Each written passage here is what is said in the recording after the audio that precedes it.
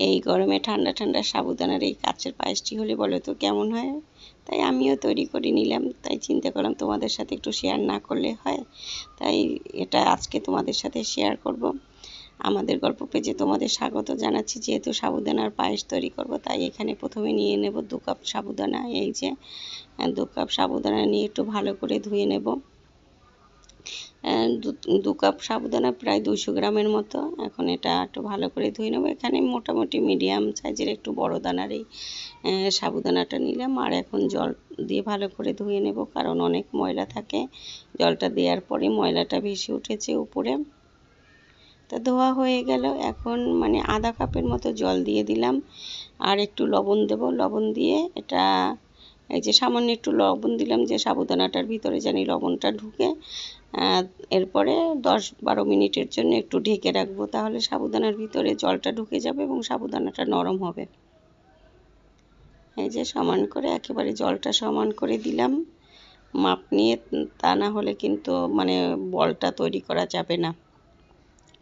এখন 10-12 মিনিটের জন্য ঢেকে রাখলাম, আর এখন চলে আসলাম রান্না করে। এখানে নিয়ে নিলাম 1 লিটার দুধ।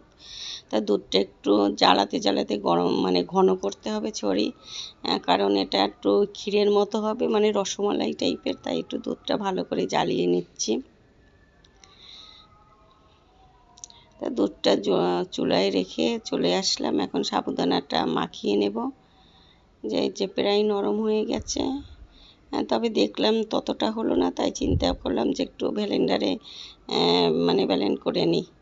হাত দিয়ে মানে করলে অতটা স্মুথ হয়নি, তাই এই যে করে নিয়ে আসলাম। এখন বল বানিয়ে নেব। বল বানানোর জন্য হাতে একটু ঘি নিয়ে নেব। এই যে সামান্য একটু ঘি নিয়ে নিলাম। ঘিটা মাখিয়ে এখন একে একে করে ছোট ছোট করে বল বানিয়ে নেব, কারণ এটা দুধের ভিতরে দিলে অনেকটা বড় হয়ে যাবে, তাই ছোট ছোট করে বল বানিয়ে নিচ্ছি। এই যে আমার বল বানানো হয়ে গেল। আর ও পাশে চুলায় দুধটাও মানে প্রায় ঘন হয়ে আসছে। এই যে দুধটাও প্রায় ঘন হয়ে আসছে।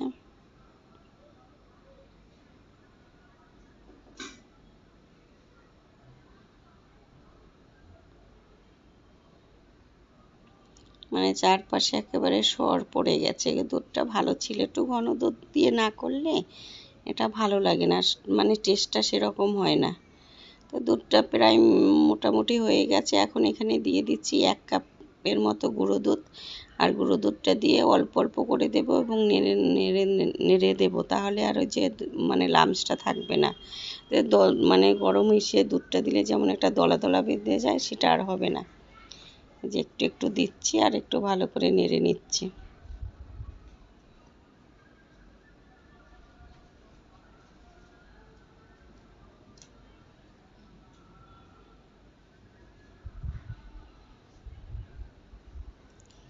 দুধটা প্রায় ঘন হয়ে আসছে। এখন এই একেবারে ফুটন্ত দুধের ভিতরে এই বলগুলো দিয়ে দেব।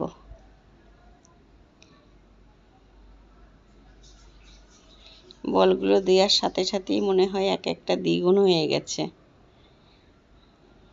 মানে অনেক বড় হয়ে গেছে। এই যে দেখো বলগুলো কত বড় হয়ে গেছে, আর একেবারে কাচের মতো দেখাচ্ছে না। আর আমি মানে এটা করব মিশ্রি দিয়ে, তাই এখানে মিশ্রি নিলাম। তবে আমার মিশ্রিটা একটু লাল, মানে এটা দুলালের তাল মিশ্রিটা। এই মিশ্রিটা দিয়ে দিলাম। এখন মিষ্টিটা দিয়ে ভালো করে মিলিয়ে নেব, মানে একেবারে ঘন মিডিয়াম টাইপের ঘন করব। এটা একটু বেশি সময় জাল দিতে হবে। আর এখন জালের মানে চুলার আঁচটা একটু কমই করে নিয়েছি, তা না হলে আবার নিচে লেগে যাওয়ার সম্ভাবনা আছে।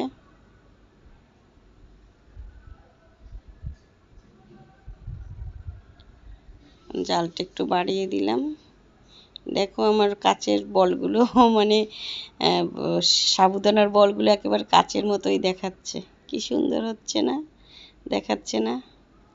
খেতেও কিন্তু অনেক টেস্ট হয়েছে। আর এই গরমে সাবুদানার মানে ফালুদা, তারপরে এটা কাচের পায়েসটা খেতে ভালোই লাগে, মানে মনটা একেবারে হয়ে যায়, ঠান্ডা হয়ে যায়, শান্ত হয়ে যায়।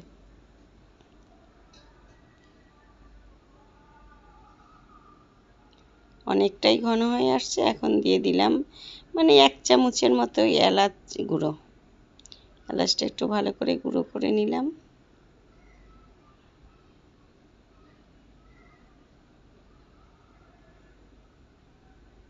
তোমরা গোলাপ জল দিলেও দিতে পারো, তবে আমি ওটা দিলাম না, কারণ ওটা একটা আলাদা একটা ঘ্রাণ আসে, ওটা আমার কাছে আবার ভালো লাগে না। এই যে হয়ে গেল আমার কাচের পায়েস, এখন পরিবেশনের পালা। দেখো তো কত সুন্দর হয়েছে। আর একটু কাজু কিশমিশ দিয়ে দিচ্ছি, আর একটু কিছু মানে এটা রুম টেম্পারেচারে রাখার পর কিছুটা সময় মানে 2-3 ঘন্টার জন্য একটু রেখে দেবো ফ্রিজে, তাহলে আরও ঠান্ডা হয়ে যাবে, খেতে আরও ভালো লাগবে। এই যে এখন নিয়ে আসলাম ফ্রিজ থেকে, দেখো কত সুন্দর লাগতেছে। তোমাদের সাথে একটু এখন শেয়ার করব খেয়ে। আর এটা একেবারে কম উপকরণে এবং কম খরচেই তৈরি করা যায়, তোমাদের সাথে একটু শেয়ার করছি। দেখো বলটা কি সুন্দর কাচের মতো হয়েছে, এই যে কতটাই স্পঞ্জ করছে। আমার এই রেসিপিটা কেমন লাগলো অবশ্যই কমেন্ট সেকশনে। Bye bye.